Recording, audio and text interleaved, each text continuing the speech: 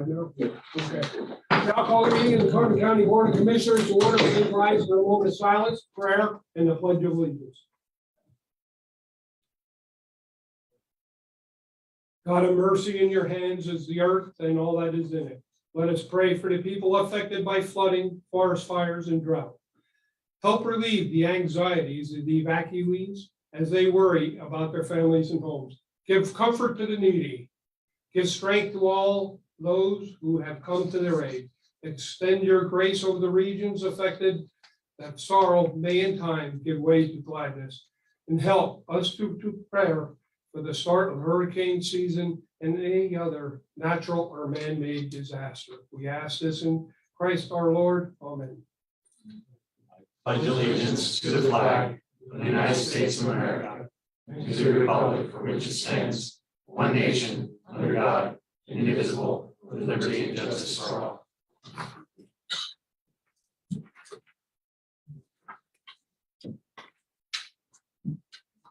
Proceedings are being recorded for the sole purpose of constituting the accuracy of written minutes. Tapes are reused, eliminating recorded records of these proceedings.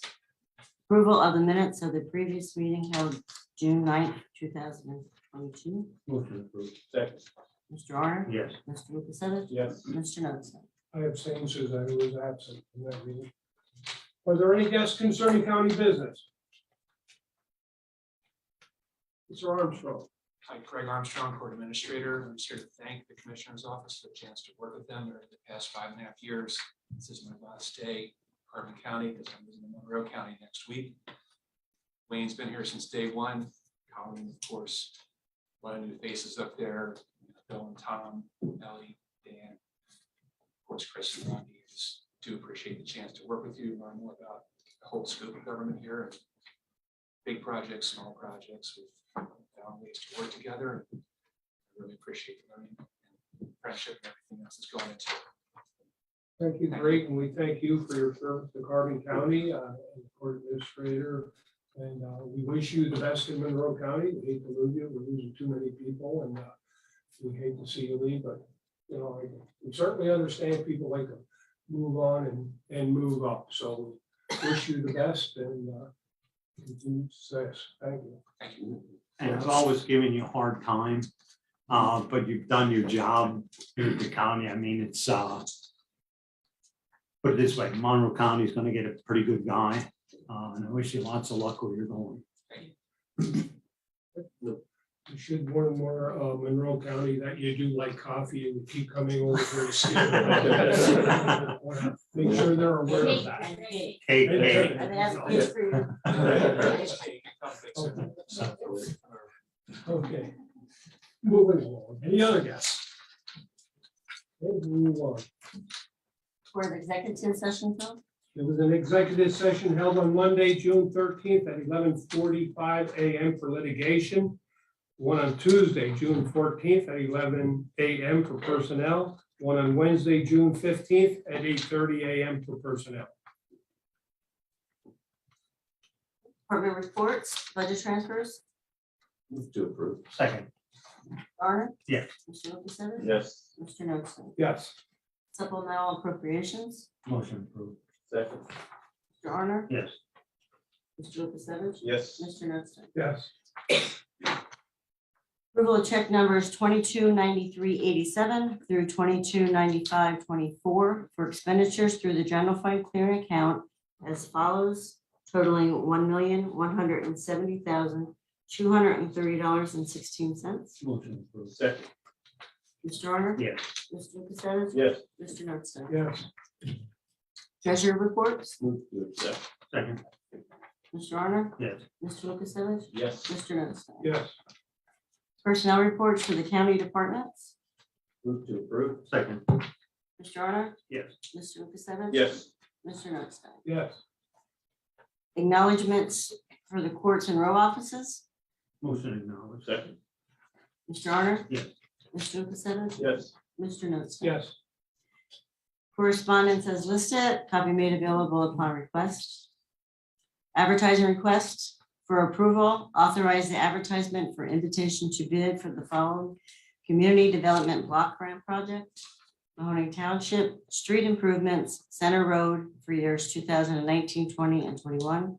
Reconstruct pave Woodland Drive to Maple Drive. Move to approve. Second.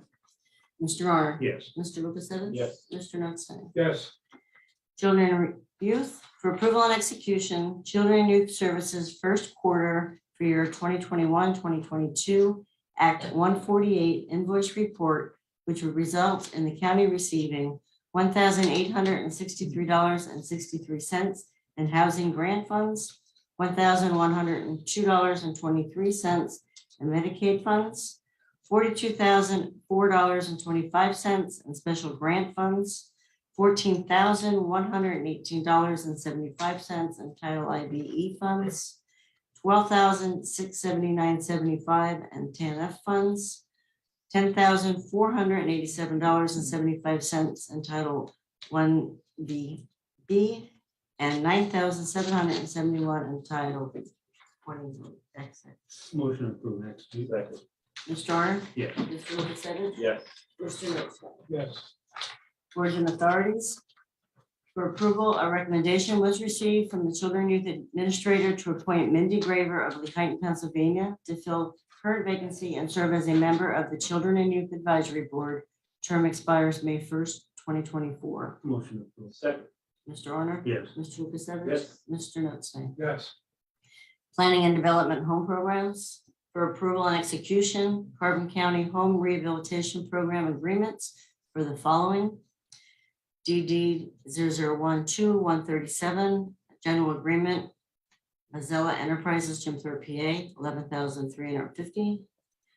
EN 7808-137, general agreement, Mazzella Enterprises, $12,450. Homeowner is going to pay the difference of $450 to Mazzella Enterprises. PG 14309-137, general agreement, Mazzella Enterprises, $11,950. DH 2313-137, general agreement, Mazzella Enterprises, $13,500. Homeowner paying the difference of $1,500 to Mazzella Enterprises. AK 14409-137, general agreement, Mazzella Enterprises, $10,250. Move to approve and execute. Second. Mr. Honor? Yes. Mr. Lukasevich? Yes. Mr. Notstein? yes, Solicitors report? Thank you. For the Agency on Aging, seeking a motion for approval and execution of a professional services agreement between Carbon County Area Agency on Aging and Lackawanna County Area Agency on Aging for an Aging and Disabilities Resource Center to partner together to perform person-centered counseling effective July 1, 2022 through June 30th of 2024. CCAAA as the fiduciary agent for the ADRC program office will pay the approved person-centered counseling units with ADRC funding. Move to approve and execute. Second. Mr. Honor? Yes. Mr. Lukasevich? Yes. Mr. Notstein? yes, On the multi-location paving project, change order, seeking a motion to approve and execute change order number 1, extending the completion date of the contract with Gaver Industries, doing business as Barker and Barker Paving of Bethlehem, Pennsylvania, due to additional work that was required at Mock Chunk Lake Park, the beach parking lots, water issues, and additional concrete work at the correctional facility. The new contract deadline will be June 23rd of 2022, and this change order is no cost to the county. Move to approve and execute. Second. Mr. Honor? Yes. Mr. Lukasevich? Yes. Mr. Notstein? yes,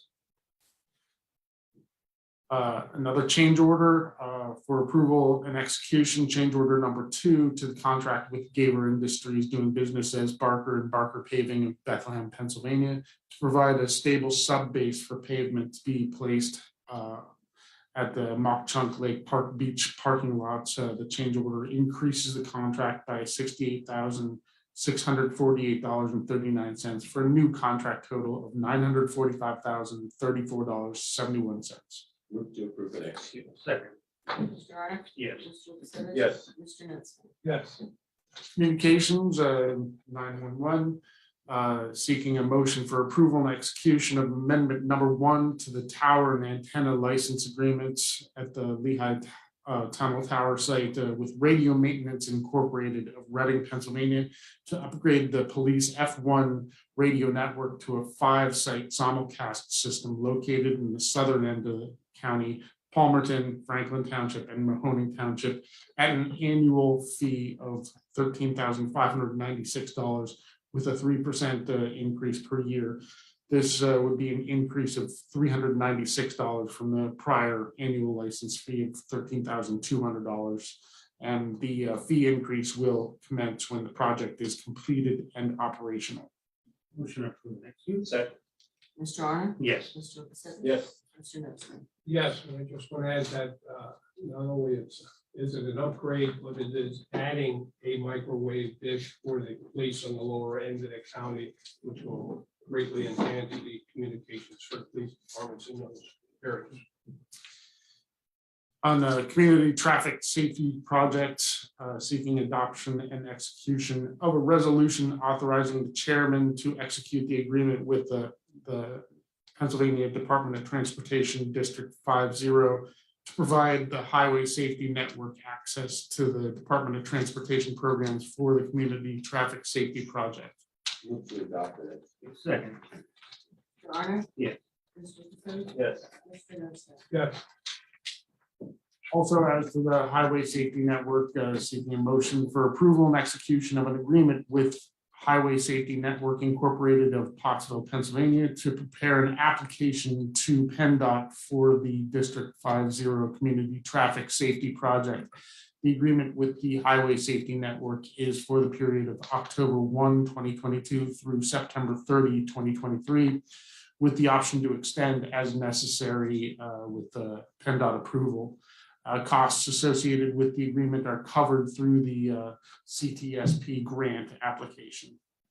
Move to approve the LxQ. Second. Mr. Honor? Yes. Mr. Lukasevich? Yes. Mr. Knutson? yes, For fuel oil and off-road diesel delivery, seeking approval and execution of a motion, actually an addendum to the agreement with RF Fuel Oil Incorporated of Lehighton, Pennsylvania, to add 525 Iron Street in Lehighton, Pennsylvania, to the on-call schedule as agreed in the original agreement. And in all other respects, the terms and conditions of that original agreement are controlled. Motion approved. Second. Mr. Honor? Yes. Mr. Lukasevich? Yes. Mr. Knutson? yes, Children and youth, motion for approval and execution of a service agreement with Avanco International Incorporated of Clifton, Virginia for the period July 1, 2022 through June 30th of 2023 for child accounting and profile system application service. Motion approved. LxQ. Second. Mr. Honor? Yes. Mr. Lukasevich? Yes. Mr. Knutson? yes, On the elevator modernization project at the courthouse, seeking a motion for approval and execution of change order number 1 to the contract with Billatier Electric Incorporated of Bethlehem, Pennsylvania for electrical changes per the licenses and inspections department inspection.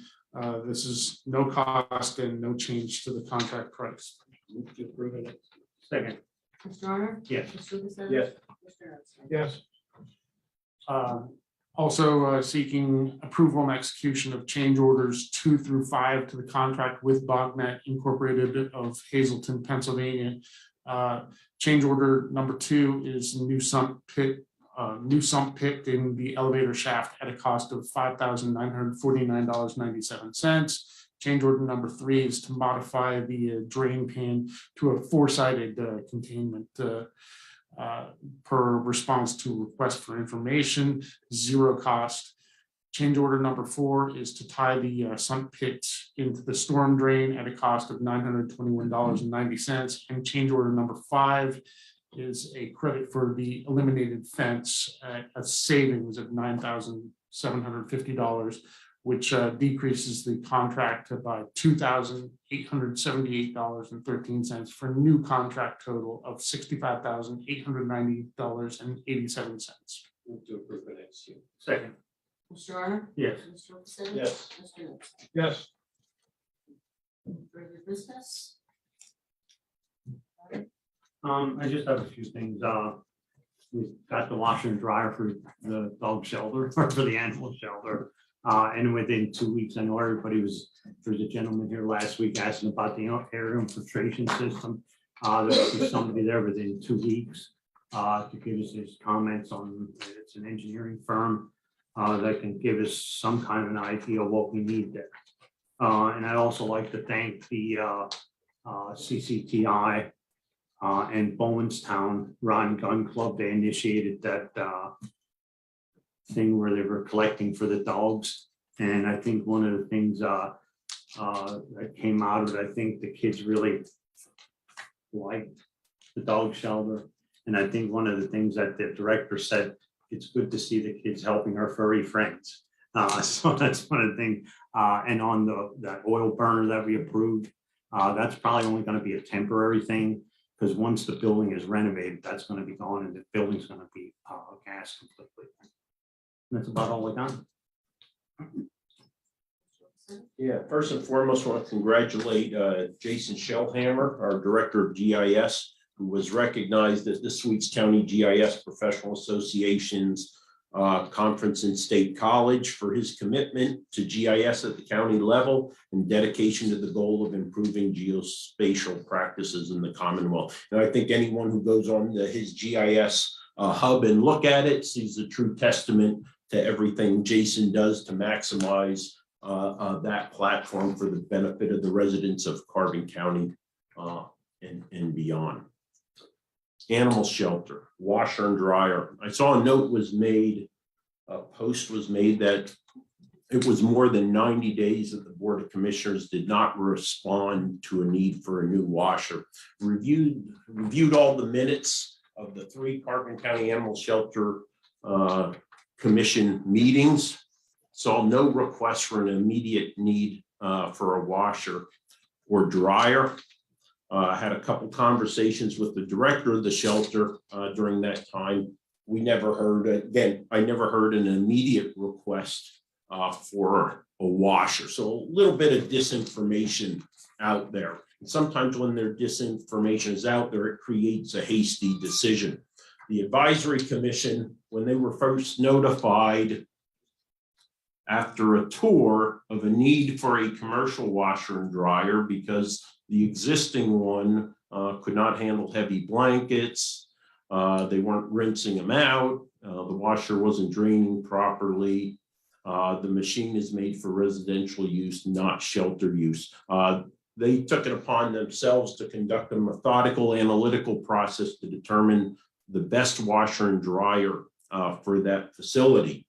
That assessment was shortchanged, and we went out in the last week and bought for all intent and purpose, a Speed Queen non-commercial 3.2 cubic foot washer, right? Does that sound commercial to you? I look at a commercial washer that was assessed and is being used in Lehigh County for a notable more expense because again, you get what you paid for, 9.6 cubic feet. Anyone ever wash a blanket, a Duma, a bedspread in their home washer or dryer, right? We know it's not effective. We know it's not efficient. So what we've done, we've invested about $3,000 or $4,000 compared to potentially $15,000 to $20,000.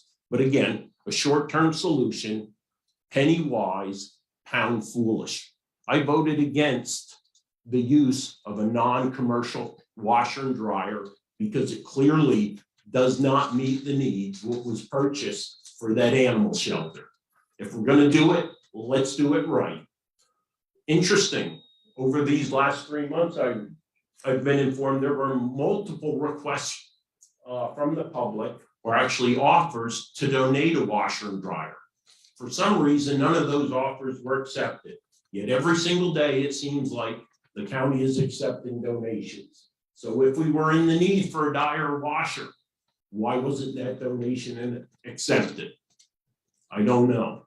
But nonetheless, the fact is, we're gonna, no doubt, in short time, we'll be replacing or recognizing that another less than stellar decision was made, and the county taxpayer at the end of the day will pay for that. That's all I have. First, the issue with the washer and dryer. Let me correct some things here. I don't think I ever received any information of the donation of, or the offer of a donation of a washer and dryer. Secondly, the washer and dryer, what we have is $15,000 some odd dollars. The other problem does not fit into the comm center. We would have to put in sump pumps, add an addition on, and it could possibly be another $5,000 to $10,000. Plus, who is going to draw up the specs, the bidding process that we have to go through, et cetera, would draw out the time frame. If you want to proceed, I'm okay with that and making it a permanent, well, I shouldn't say permanent, all washers are required to break down. But if you want to proceed, I would go along with that. But the immediate need is now. It's an embarrassment to this county for it to have gone on this long. We needed to move forward, get the temporary solution. It's not the best solution, but we need to proceed. And if you gentlemen would like to proceed in looking at what we have to do or move to that industrial washer, I would say, then let's do that. I'd say, Wayne, let's just let the advisory commission continue the process of examining it, and based upon their recommendation, we make the ultimate determination. And I just want to chime in on that a little bit too. I mean, I was the one that investigated this now. This appliance came from Cuts Appliance, and I looked at 3 different areas. And I was just going by them also, that they said that this was a 5-year warranty. And we're looking at something here that we have $7 to maybe $15. Now we're taking recommendations from somebody that has $147 or whatever in their kennel. We're not like that kennel. And a lot of this stuff, I think we have to resolve is what this advisory board is going to be, because it's confusing. We don't have the guidelines for them. I mean, and technically they're not a board until that's put in place, and we're still taking the recommendations from it. And I asked them on this issue. I think I got 1 or 2 back that gave their comments on it. But to me, again, what we have in our bylaws that we're projecting here to put into place, this looks to me like it's going to be a nonprofit. It's not going to be with the county, and we're getting rid of our liability. But if we're getting rid of our liability, they're going to still be in our building. And I don't want to put you on the spot again about a question again, but it's a comment. If they're going to stay in our building, we're still liable for liability.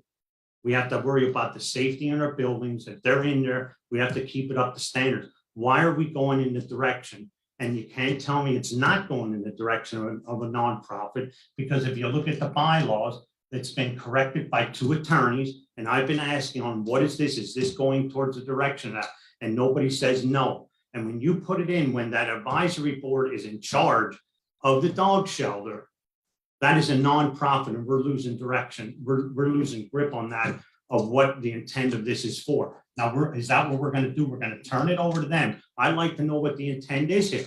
If the intent is to get rid of the dog shelter, or is it going to stay at the county? Because number one, it costs, I think, $178,000 to keep this shelter going. All right. Is this nonprofit going to be able to take, and you can write all you want, Chris, because that's what Jeff said at our meeting that night, $178,000. That isn't even some of the things that we actually put in there, I think, that are donated. And are we going to be able to, is that nonprofit going to be able to come up with $200,000 to $300,000 to operate a shelter? Because you look at that shelter in Allentown, they take dogs from every other county. They're run as a business to make money.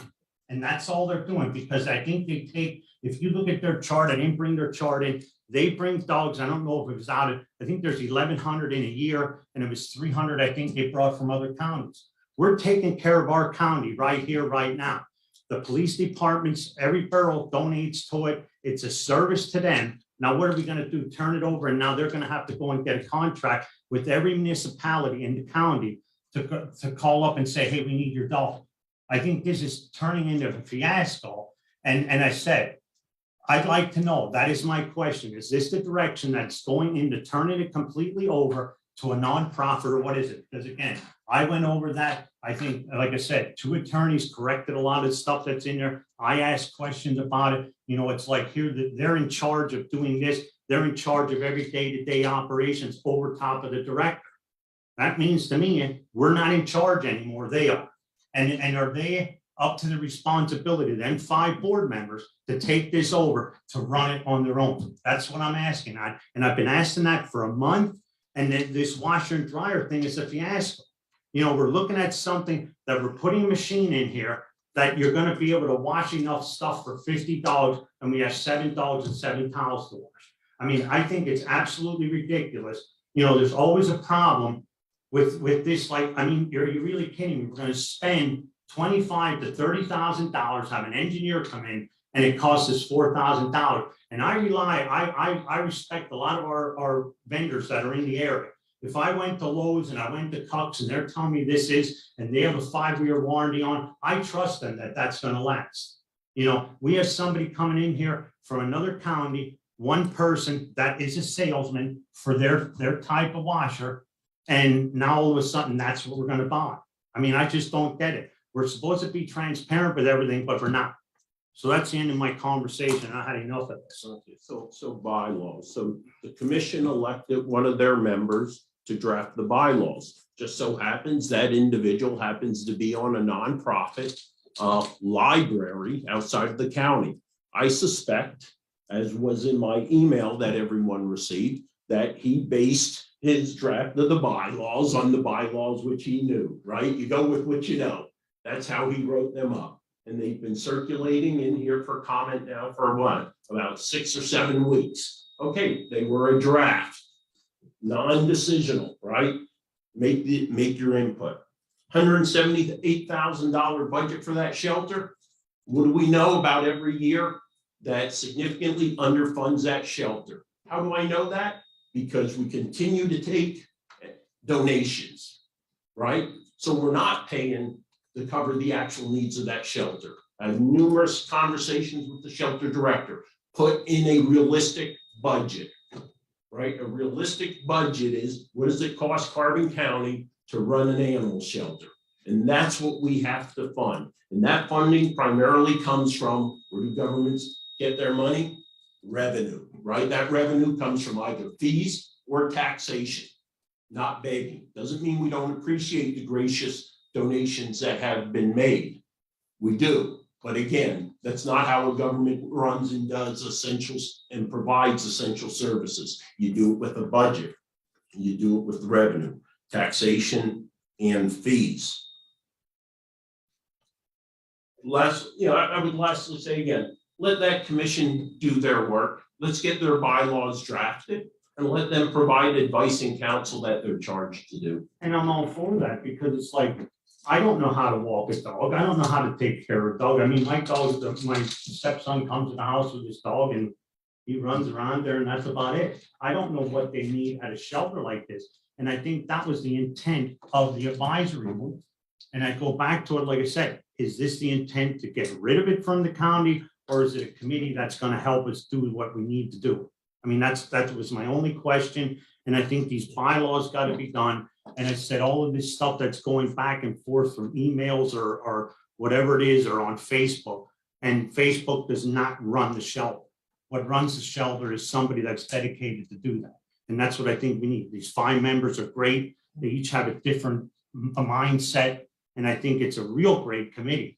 But they're not, I think they're in limbo because they don't know what direction we're going in. You know, one says, well, I don't want this, I don't want that.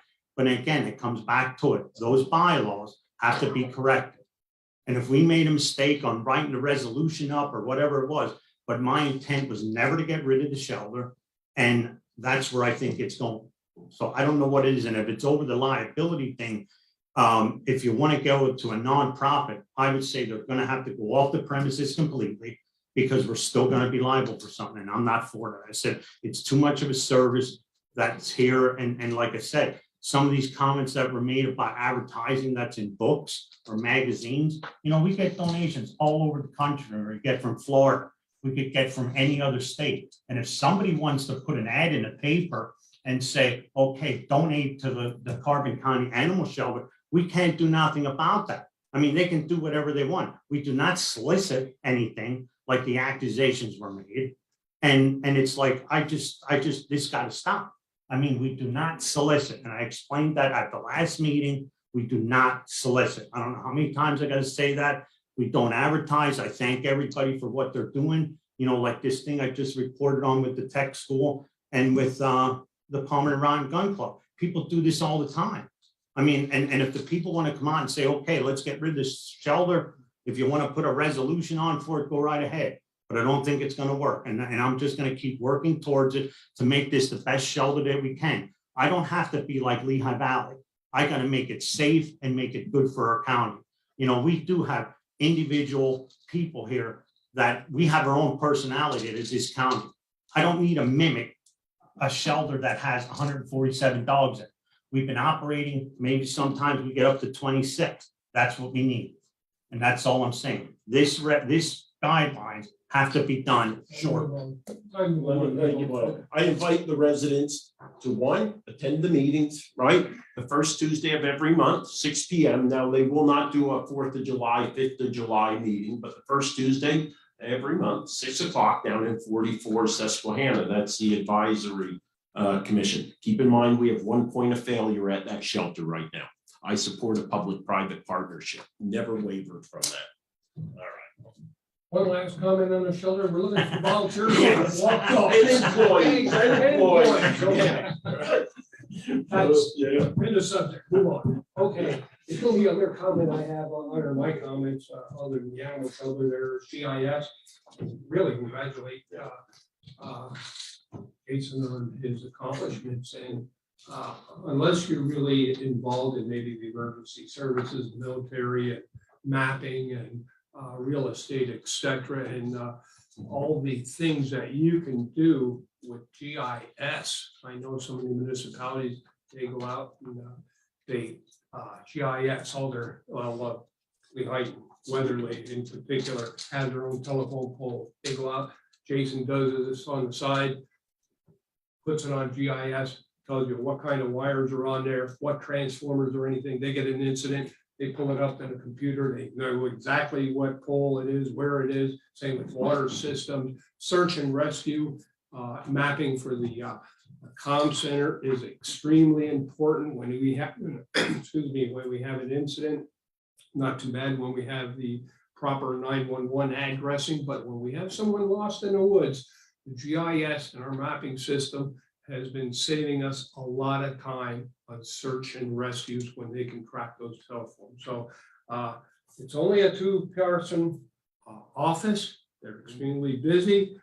Yeah, budget wise, you know, I would like to see another, at least one full-time in there, but you know, because they do and can do so much for our local communities. So, meeting adjourned. Quick opportunity to news media before we go into our retirement board. Anything? You gonna stick around? Okay. Okay. First of all, can I have a copy of the correspondence from Jacqueline Victor?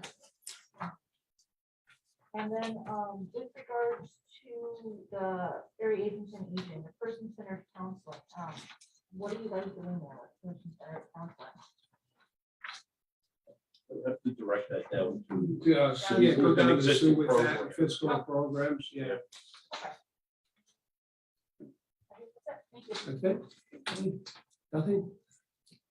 Talk about the importance of that 911 new tower or something going in the southern part of the county. Like, what is that for? Yeah, it's we already use it for other, I do believe, yeah, we do have some equipment on that, but our police frequency 1 is not, we have bad reception areas in some areas of Palmerton in particular, East Penn, Mahoney, Franklin Township, Commencing Township areas, Lower Commencing, with the, although Lower Commencing doesn't have a police department, but the communication, putting another microwave dish on there with simulcast that goes out through all 5 microwave dishes, greatly enhances the radio communications for the police when they're out in an incident. And just because Commencing, Lower Commencing don't have police or East Penn, you know, a lot of times high-speed chases will take you into areas where it's very critical for police officers when you're out there alone, that they can be able to talk to them, they can give their location if they need help, etc. So it's extremely important to the police departments in this case. So you're just kind of upgrading the system. Well, just an upgrade and installing another microwave dish. Okay, and that's all covered under Act 12. And that's which I mentioned real quick, Act 12. The County Commissioners Association has a priority, Act 12, and all the funding we get, and I don't know what the number is off, a couple $100,000 is the fee on the wire lines, internet lines, cell lines, etc. That sunsets on January 31st of 2024. So the commissioner, that's a priority to have that extended, the deadline, as well as some slight fee increases to further, provide equipment upgrades. The biggest thing coming right now is next gen 911. You'll be able to watch the videos right from the screen at the comm centers, etc. So it's getting, and there is some federal money coming through, but that's going to be a few years away. So yeah, our system is up, and it's up there with the best of them, I would say, with the technology and everything. And technology is changing all the time, and next gen will tell you if in a building such as this now with a new phone system, or if you're over the internet, it'll now tell you exactly where that office or where that call is coming from. Right now, you get a call in, let's say, the courthouse, you don't know which area of the courthouse. This will narrow it down right to the office. Okay. Thank you. Okay. Any other questions before we move on to retirement board? Sir, would you like to come up and join us here?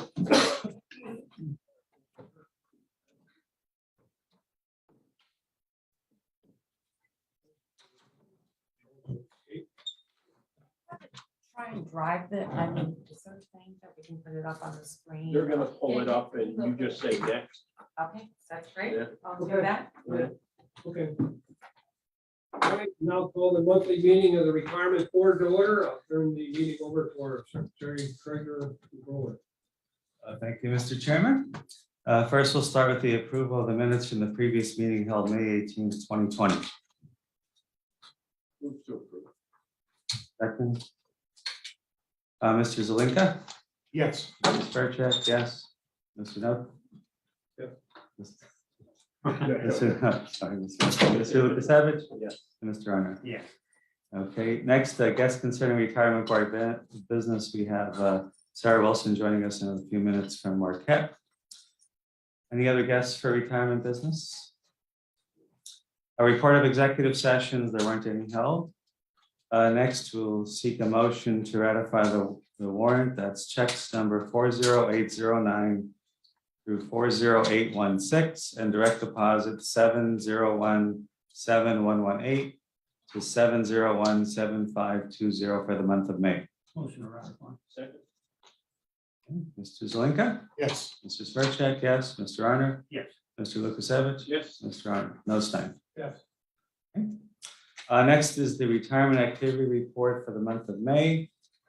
We had 4 retirement refunds, 1 superannuation retirement, 2 retirees who passed, and that was a total disbursement for the month of May of $487,218.58 for a portfolio value of May 31st, 2022 of $87,221,363.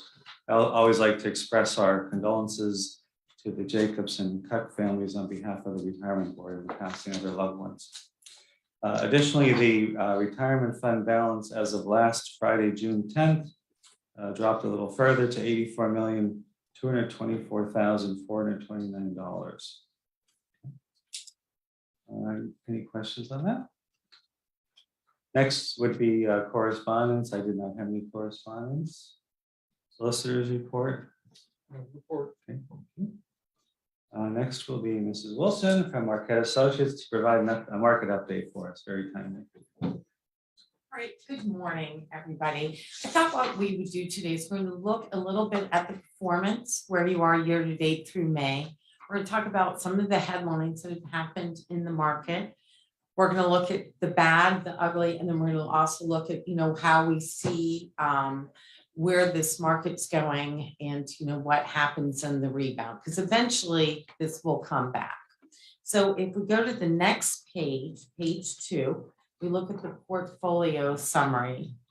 And I think what's really important here is that you have become a very well diversified plan. So through May, you're actually positive 0.9% versus the market of 0.3. Quarter to date, which is March till May, the market's down 5.8, you were down 5%, and year to date, you're down 8.9 versus 9.3. So when you look at that, this portfolio is doing exactly what we wanted it to do, and that is protect you in the down market. Look, the market's going down. You're not going to be positive when there's a down market, that big of a swing, but you are protecting those assets. So it's going to be a lot easier for you when you get into positive territory to make those returns back up. If we look at page 3, I just want to point out briefly some of your managers and how they are doing. And you can see that your US equity composite, because we actually did a value tilt. We'll talk a little bit about that later in the presentation, but you're positive for 40 basis points versus the market being a negative 10 basis points. And GWK, your mid-cap core equity, has done very well this quarter. We look at your global equity composite, and global equities at 1.4 versus 1.0 for the month of May, and year date negative 6.4 versus negative 7.9. And I just want to take you look at Dodge and Cox. We put them in May of 2020. That was one of the OCIO when we did the transitions. They're under your global equity composite, and they're up 5.2 for the month, 1.9. Year to date, they are positive when the market is negative 4.1. And since May of 2020, they have returned annualized 27%. AB Global, when we looked at them, we knew they were struggling a little bit. They have come back. Artisan has really come back. And then MFS, low volatility, was negative, positive, just had a flat return for the month, but the market was down 1.1. So all of that diversification, we put those managers in there. And sometimes, when the market's going up, you look and they're a little bit lagging. But we want that portion of that portfolio, it will do well over time, is actually protect you in this down market. And that has also happened with the non-US equity composite. And you can see Schroders International has done very well. And then we put you into Wellington, emerging markets, and Harding Lover at the beginning of this quarter, January 2022. Interestingly enough, when we looked at that performance last time I was out here, we talked a little, or the first quarter, they were having a little bit of an issue, meaning that it was just where the market was when you got into them. They are doing what we wanted them to do. They're providing solid returns in a down market. Let's turn the page to page 4. So we look at real estate year to date, as it takes some time to get real estate. Real estate is at 7%. You decide to put real estate in October 18th. It's annualized 10% over the course of the time that we have put it in there. Real estate provides a nice income for you. You're taking money out every month to pay your benefit payments. And that, when we funded real estate, we took half from equity, half from fixed income. As of April, fixed income was down double-digit returns, with the market down double-digit returns. First time, it's only happened 2 other times since the history of the market. So when we look at that, you made some nice diversification choices. And then we look at infrastructure. For the month, it did 2.8. Since January, it's at 4.9. So those 2 decisions that you have made When the market goes down, these are providing you some solid returns. And it also took out a lot of volatility and risk within the portfolio when we made those decisions. US fixed income, I mean, there's really nowhere to go with US fixed income. We know that is, that's a tough spot.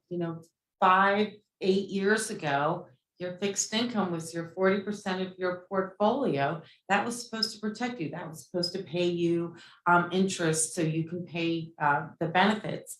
We look at your US fixed income, you're now 20% of the portfolio. So you have dropped about 20% in the last couple of years. And then we've also talked, and I would like to talk to you a little bit about making some different asset allocation changes going forward down the road. Do you have an estimate of where we would be at if we would not have gone to the OCI? Well, I'll tell you what would have been an interesting thing is that we look at this, I look at this every week. We look at as a committee every week. If as this market's going down, this morning futures, yesterday it went up, the futures, the last time I looked, we were down over 700 points today. You are then you're going to be out of asset allocation. So we have the ability to be able to move you back, how much to move back. So when the market does come back, let's say you keep falling, and we said to you, you're out of asset allocation, we would have to come here, you would have to make a vote, your monthly retirement, say, okay, we want to go back up. These are the trades we want to do. You'll have missed that whole market or you'll keep going. So what happens is you end up rebalancing yourself, which you don't want to do. And we'd have lost money. You We would, would have been voting on money that we already lost. you had already lost. Yeah, And no. And also when you did the OCIO, we also have the ability, if for any reason, especially in these markets, and you've got great managers, we've talked about how much research goes in before we put a manager in the portfolio. But if we see something that we don't like or that fund is not working the way it should, we can pull them out. During COVID, once you became OCIO, we were doing high yield part. You had a high yield on the Lord Abbott. We were able to put that in, pull it out, and make those decisions without doing a board meeting, you interviewing 3 managers and making a decision what 3 managers to do. So it has really benefited you. And I do congratulate the board for doing that. I think it was, and we're starting to see many more institutions just saying, traditional consulting is not where it is anymore. You got to do discretionary in these markets. And I think Sarah brings up a good point. When we made that move, it was a big move for us to make. Of course, it was more costly and so forth. But I think one of the biggest advantages, besides giving them the discretionary authority to take action on our behalf, is the speed and timeliness of doing it versus waiting 30 to 60 days till they'd be able to come back to the board. It'll be too late. We would have missed opportunities. Let's turn the page. We'll go to the next section, asset allocation. I just want to talk a little bit, so we'll turn the page to that. Next, what we're talking about is, all right, so the Fed raised rates and they did rates by 75 basis points, the largest increase since 1994. All but only one member voted for the 75. One member wanted 50 of the committee. So we raised it in 50 basis points in May. In March, we raised it 25. One of the reasons why we see rates are being raised is that the Fed has come out and said we are going to control inflation. We know last Friday, inflation came out year over year, 8.6. So that was one of the highest inflation rates we have seen in a very long time.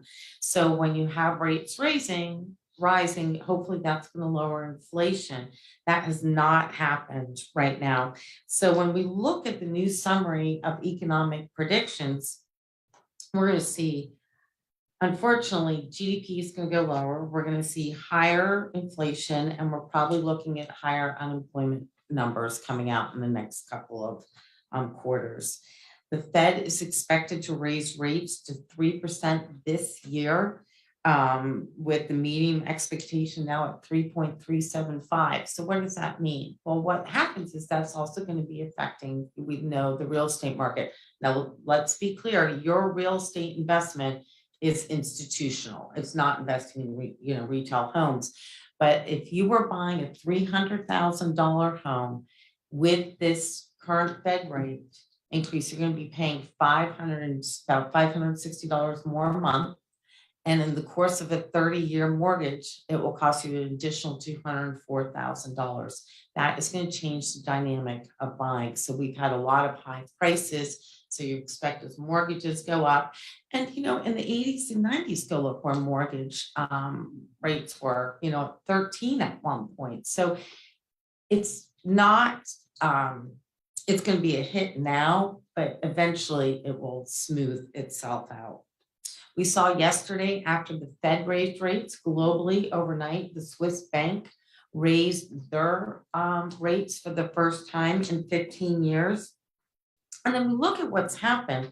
Both the S&P and the NASDAQ, probably the Dows we're talking, are now in bear market.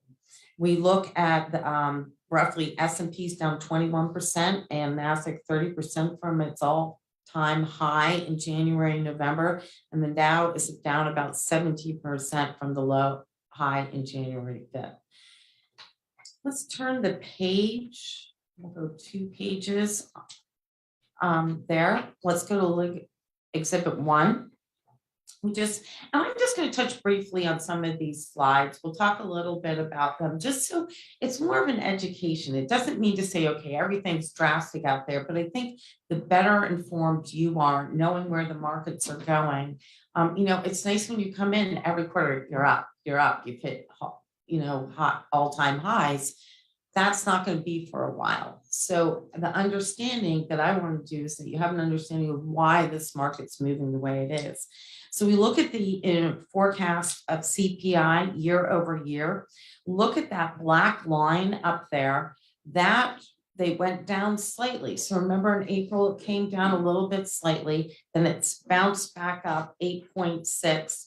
With CPI hitting a 40-year high in March, hit another high. So we expect CPI year over year forecast to eventually going down. That is going to take the Fed raising rates again and again and again. So we're going to see that. We look at Exhibit 2. So the Russian-Ukraine, I don't think anybody expected it to last this long. There's seems to be no end in sight. So it's continuing. So what happens there is we have a huge additional added inflationary price pressures. We look at rising food and energy prices. I mean, everybody's feeling it when they go check out at the grocery store, and then when you're buying gas. So all of that is putting, hampering on the market. And we've seen that in Russia is not, because of the oil issue, we're not going to see them. They are not going to let go of any of that. So that's really playing on there. You can see services and goods, and then you see core inflation going up. Let's turn to Exhibit 3, which is page 10. Oil and gasoline prices spiked after the Russian invasion. Anticipation of sanctions against a producer of world. Russia is the world's 3rd largest oil producer behind the US and Saudi Arabia, and the 2nd largest exporter. So we look at where crude has gone, and you can just see it dipped. So during COVID, even with the market, when the market dipped, we actually were seeing gas go down. We had people who weren't driving as much. We had stimulus packages. So, the economy felt very good 2 years ago. Then we slowly see that blue line, and then we look at where that light blue line has gone since the Ukraine-Russian. And then Exhibit 4, which is the next slide.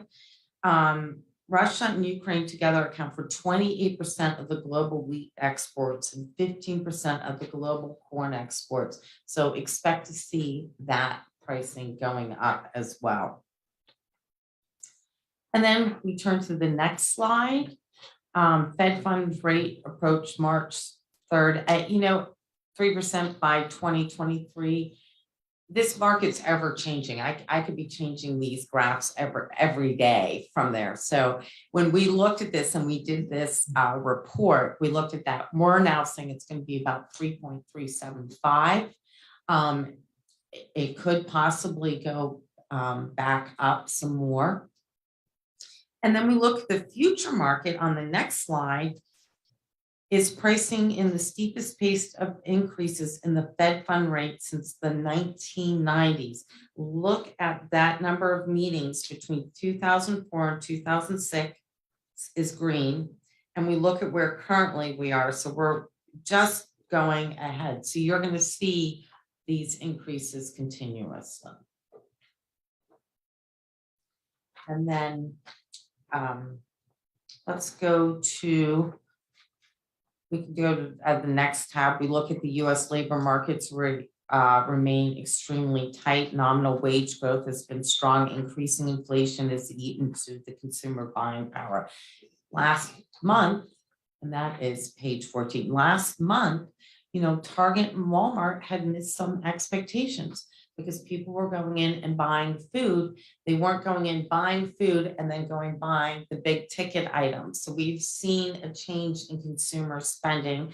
We also know that labor market, we've looked at that since COVID. You've got more jobs than employees wanting, being able to fill those. So the labor market really had an issue. They had to come out and say, okay, we're going to offer higher wages to be able to entice employees. Well, that's going to start reversing now because it's going to be a lot harder to offer higher wages. You're also going to see when the consumer is paying over $5 a gallon for gas, they're going to think twice about going out to eat twice a week. You're going to start seeing the spending, especially when mortgage rates go up and you see the market housing thing is with mortgage rates going up and the young or the first time buyers, they had a little bit of money to save. Now they're taking their savings out to pay their day-to-day for their day-to-day expenses. So it's going to be a little bit of a tighter market. We're going to see that as well. And mortgage applications have fallen as 30-year mortgage rates have spiked. We expect that to happen. One of the things that we are going to see, I believe, is that remember in 2008 when we had the MBA crisis, everybody had these mortgages and then people could not, then they refinanced and they couldn't afford the mortgage payments and they, did a lot of low grade lenders. We're going to probably see that again. So during COVID, a lot of people were able to do mortgage forgiveness. Well, it didn't mean you have to pay your mortgage. It just meant you could kind of put it on the side and then they're going to refinance you. Well, now they're going to refinance you. Or people who took out, refinance their home was worth $300. Now it's worth $250. They can't afford it. Everybody did a lot of spending when money was cheap. And a little bit of that is going to come home to roost. We also think that the regulators, mortgage companies were so regulated after 2008. And as we know, sometimes that kind of slips. So that could be another part of the financial crisis. We probably will not see that probably till next year later, because all of these things do take time. And then some of them do get priced into the market. So maybe when that comes out, we'll hit the bottom, come back up. So we're not going to see it as bad. It's disastrous. Are there any questions so far? All right, then what I want to do is actually go to slide 20. So that's slide 20.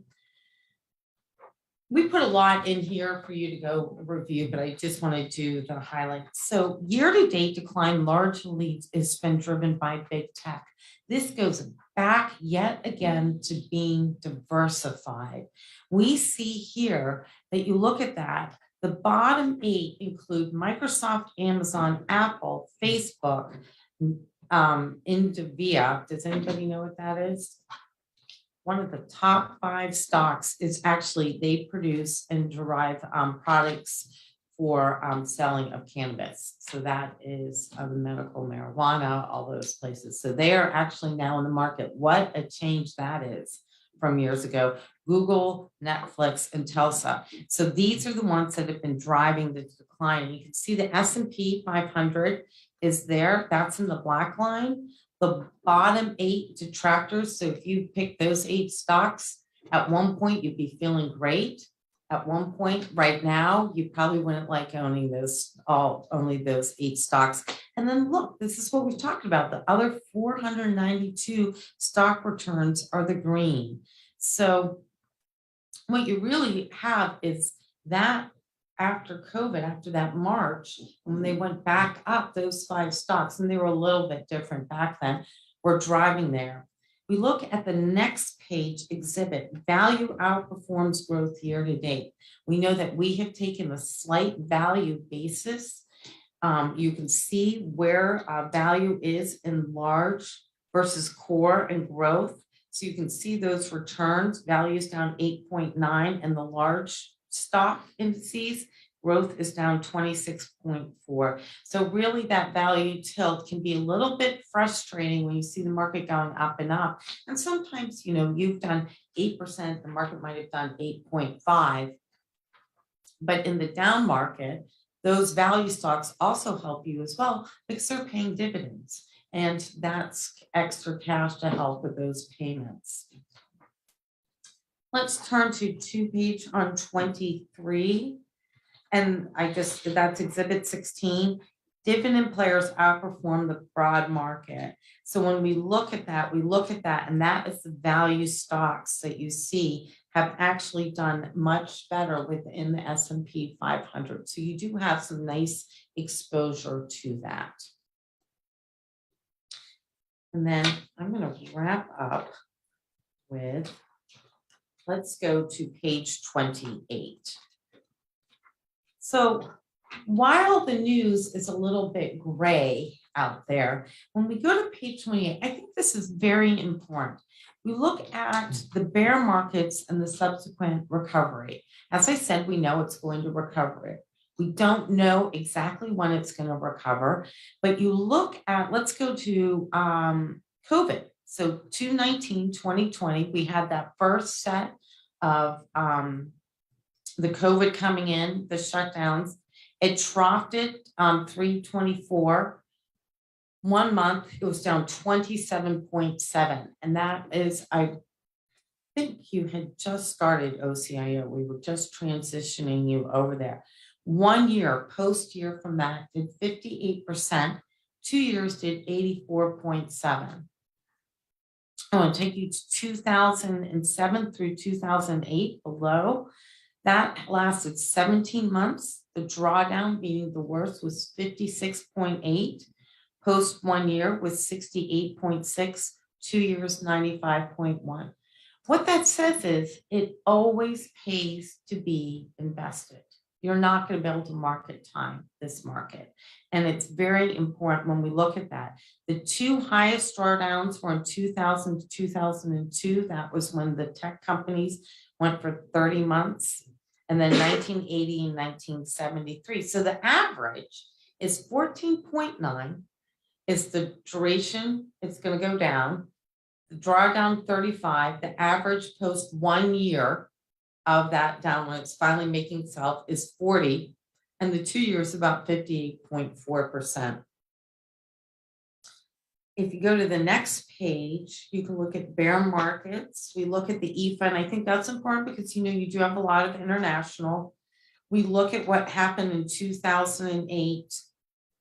Now their average duration is about 16%, a larger drawdown, but their 2 year post is 66.3. Remember, emerging managers usually do much better in an up market, and you do have some nice exposure to that.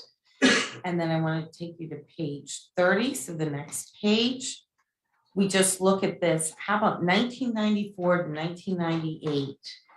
The emerging markets duration was down 47 with a drawdown of 59%, 1 year post 73, and then 2 year post. And you see the average duration 16 months. And as I said, the 2 year post the bear markets at 92.8. So emerging managers do tend to come back. They go down a little bit further, but they do tend to come back. And that's because institutional managers will see a lot of opportunity there. And market volatility on the next page moves in both directions. So you can see this. Look at the Black Monday 1987 crash. It was down 20%. We look at 2008, December was down to 8.9. And you can see the course. So 3/12/2020 was down 9.5, 3/16/2020 was down 12.9. Those are 1 day of trading. But then when you go back and you look at the upswing at the other end of the graph, you can see that 3/13 1 day of trading did 9.3, 3/24 did 9.4. So what it's meaning is that you'll get these downs, and when it continues to start going up, you're going to start seeing it go up. But it's really a day or two of those tradings. You're slowly going to keep going down, and then eventually it's going to find its bottom. When we know that, and that's going to go to the next page, which I want to end on. Market timing can be dilutive of portfolio growth. So remember 2008, when you were here in 2008, and we were working with the county at that point, you did not deviate from your investment policy. You did not make an asset allocation change till down. What we did, and we saw our clients and we guided our clients in doing, and this is when there was really, most clients were in traditional consulting relationships, as we said, to dollar cost average back in, just put a little bit in, put a little bit back in, don't deviate from there. Look, if you do no days excluded, look at that graph up there. You start with the dollar, value of dollar, you're 28.03. If you take the 5 best days excluded, you're at 17, and the 10 best days excluded, you're at 11.46. So the point is, you've got a great investment policy. You've worked very hard on your asset allocation. You've made some great diversification choices. Yes, the news is very ugly out there, but you are trying to protect this. You've done a good job protecting it in the down market. I think our manager selection on Marquette has done very well for you.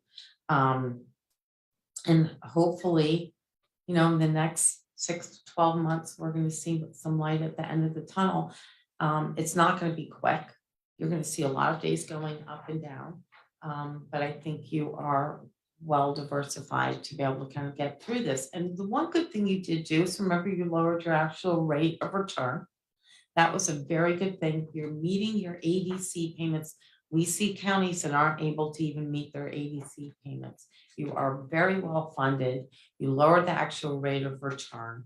Would I love to see you keep lowering it? Absolutely.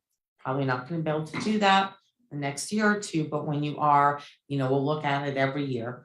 And that is why going into something, like the infrastructure, lowering your fixed income that wasn't going to help you, doing the real estate, doing the global, doing the active management within some of those asset classes has helped portfolio. Are there any questions? I have a question, Sarah. Is there anything else that you or your firm could recommend to the county to give us any more defensive protection while staying obviously in compliance with our policy? Right. One of the things that we can do, and I can do an education piece when I come out in August for the quarterly, is you can add in what we call defensive equity. It is a kind of an option call. We would have an education play. It's defensive equity. What it does is it takes, you're covered by the 30-year treasury, you bind to the 30-year treasury and the S&P 500, and then Parametrics is one of the managers we use, and they will do 25% of options, covered calls, and just saying where they think the market's going to go off of that. It's been it takes a little, actually, it sounds, you could say options and calls are risky. It actually takes a little bit more risk out of the portfolio. It's not there to go, 10, 20%. It's to give you an extra premium on the market going. So that's something we could talk about. We did say fixed incomes at 20. It would maybe require lowering fixed income to 18%. I really would not have a problem suggesting that to you because fixed income is not going anywhere. So we can do a little bit of an update of an asset allocation. We'll do some education on that, and then you as a county can decide. I have that. Not only are we seeing that in all of our county plans, we've also been able to, because of the size of Marquette, offer it to a lot smaller plants. So all of our municipal plants who can't get in to infrastructure or timber or private credit are doing that. I think right now that would be the only additional add because it's a mutual fund. We can put you in that. You can trade it. It's liquid. Going forward, I know that you might have some of your counties talking about private credit. I wouldn't recommend that for the size and where we are in this market. I just think adding a little bit more diversification, and if you'd like, I can do that education for you. And are you indicating that some of your county clients are already using that? Yeah, they are. I think when we took over as OCIO last year, you were in a great portfolio, but it's very traditional, the year and a half. So we've spent a lot of education going in, really making these changes, and well done for all of you as a board working to do that, because I think you really have long-term the health of this pension plan is going to benefit from the decisions all of you have made. It's just, you can't do it all at once because you do, it gets too much. So I think this would be a nice add-on to look at. Any additional questions for Sarah? Come a long way. When we started here, when I started, I think we only had 2 investments. You did, Yeah, 2 investments, and now how many? right? Good progress. Thank you. All right, thank you, Sarah. Anything for new business for the retirement board? Anything under old business? Any further business? Thank you. Mr. Chairman? Meeting adjourned. Thank you. Thank you, everybody. It was nice to see everybody. Yep.